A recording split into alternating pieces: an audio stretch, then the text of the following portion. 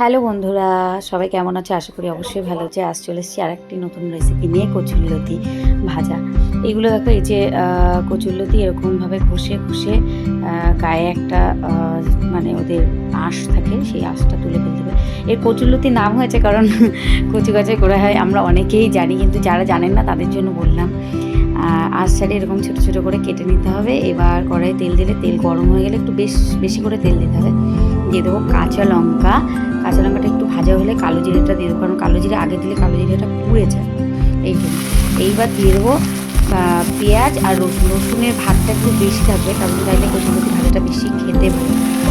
এবার কচুরলতিটা আমরা ধুয়ে রেখেছিলাম, দিয়ে দেবো। দিয়ে এবার স্বাদ মতো নুন আর হলুদ দিয়ে দেবো। দিয়ে এবার এইটাকে লাল লাল করে সুন্দর করে ভেজে নেবো, অল্প অল্প আছে। এই যেরকমভাবে সুন্দর করে ভেজে নেবো। এই রেসিপিটা কারা কারা খেয়েছে অবশ্যই কমেন্ট করে জানাবে, আর যারা খাওনি অবশ্যই একবার ট্রাই করবে, দারুণ খেতে লাগে। আর যদি আমার ভিডিও ভালো লাগে অবশ্যই লাইক, কমেন্ট, সাবস্ক্রাইব করে যাবে। টাটা, সবাই ভালো থেকো।